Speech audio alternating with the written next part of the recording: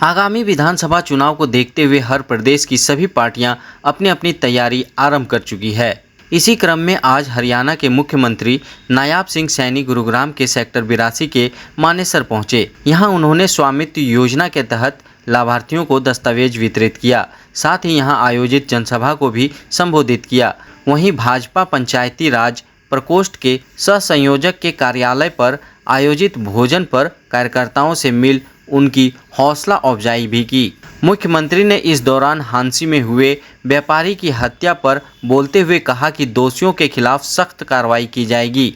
GMD की बैठक के अंदर हमने गुरुग्राम के प्लान को लेकर के और जो विभिन्न समस्याएं थी उनको पर चर्चाएं की। बहुत सारे ऐसे कार्य जिनको अप्रूवल दी गई है, यहाँ चाहे स्वच्छता को लेकर के उसको भी गंभीरता से लिया गया है कि यहाँ पर किसी प्रकार की समस्या या दिक्कत ना रहे, क्योंकि गुरुग्राम एक विकासात्मक सिटी है, मजबूती से आगे बढ़ने वाला ये शहर है और यहाँ पर लोगों को कोई समस्या का ना होनी चाहिए। उसके समाधान के लिए हमने विभिन्न योजनाओं को कल अप्रूवल दी है। आज मुझे खुशी है कि आज एक बहुत बड़े कार्यक्रम के निमित्त मैं मानेसर के अंदर आया था।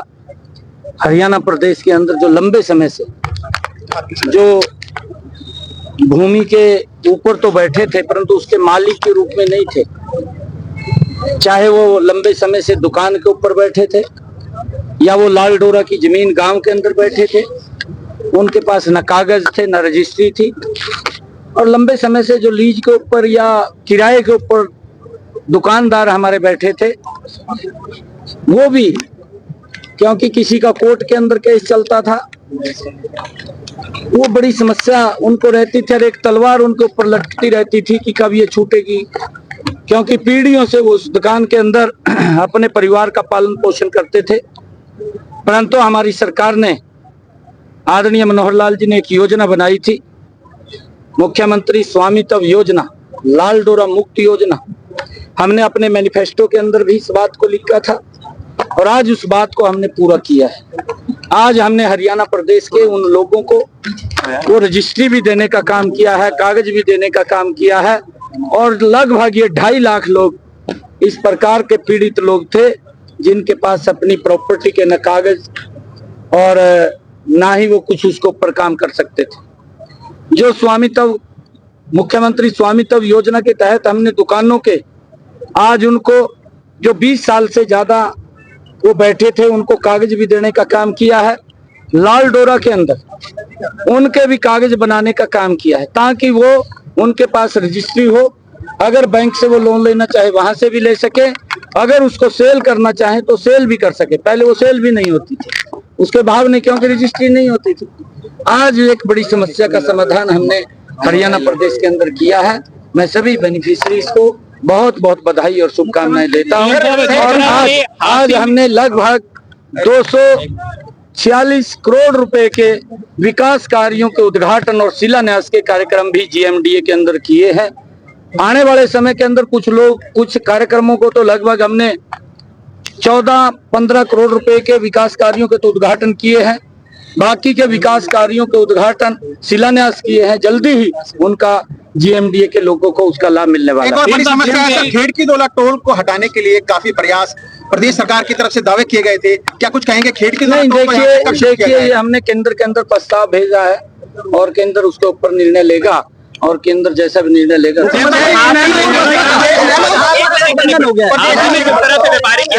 विपक्ष लगातार कह रहा है कि कानून व्यवस्था बिगड़ी हुई है, हरियाणा में कानून व्यवस्था पर सवाल खड़े कर रहा है। देखिए वो जिस व्यक्ति ने इस जघन्य अपराध को किया है, पुलिस मुस्तैदी से उस तक पहुंच गई है और वो सब लोग गिरफ्त में आ जाएंगे, किसी को भी बख्शा नहीं जाएगा।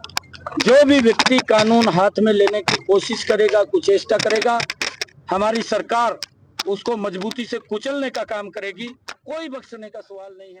दरअसल विधानसभा चुनाव को लेकर पार्टी अपने कार्यकर्ताओं में नई ऊर्जा डालने में जुटी हुई है। इसी क्रम में मुख्यमंत्री आज पार्टी कार्यकर्ताओं से मुलाकात कर उनकी भी बातें सुनी। इधर सुंदरलाल यादव की अगर माने तो मुख्यमंत्री के मानेसर पहुंचने पर गुरुग्राम के सोसाइटी में रहने वाले आम लोगों की भी शिकायतें सुनी और जल्द ही उनकी समस्याओं के समाधान का भरोसा भी दिया।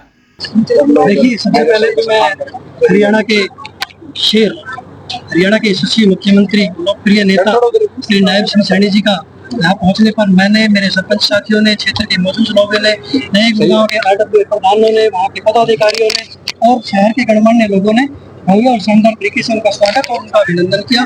मैं तमाम नए गुरुग्राम के अपने साथियों का, तमाम अपने सरपंच साथियों को, क्षेत्र की सरदारी का दिल की गहराइयों से हार्दिक धन्यवाद व्यक्त करता हूँ, आभार व्यक्त करता हूँ। एक छोटे से संदेश पे 24 घंटे के समय में वो इतनी बड़ी संख्या में माननीय CM साहब नायब सिंह सैनी जी को यहाँ सुनना है, उनका अभिनंदन करना है, उनका स्वागत करना है। मैं सभी आए हुए अपने साथियों का दिल की गहराइयों से हार्दिक धन्यवाद और आभार व्यक्त करता हूँ।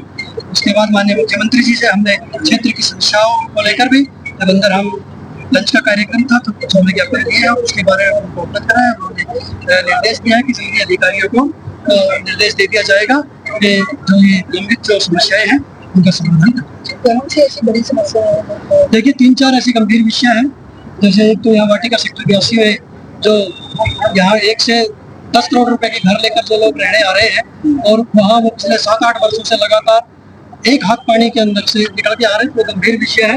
और सेक्टर 84 का और भी भिन्न भिन्न सोसाइटियों की, चाहे कहीं रोड की हो, चाहे कहीं नाले की हो, चाहे सीवर की हो या पाइपलाइन की हो, इस तरीके की जो समस्याएं थी उनके तमाम RW के हमें शिकायत सरपंच साहब, ये बताइए कि जब मुख्यमंत्री खुद किसी पदाधिकारी के यहाँ लंच करने आते हैं तो किस तरह का जोश जो है वो कार्यकर्ता को मिलता है, किस तरह का उत्साह उनके अंदर होता है? देखिए, श्री नायब सिंह सैनी जी एक लोकप्रिय नेता है, वो हमेशा चाहे छोटे कार्यकर्ता हो या बड़ा कार्यकर्ता हो, सभी कार्यकर्ता का अपना सम्मान करते हैं।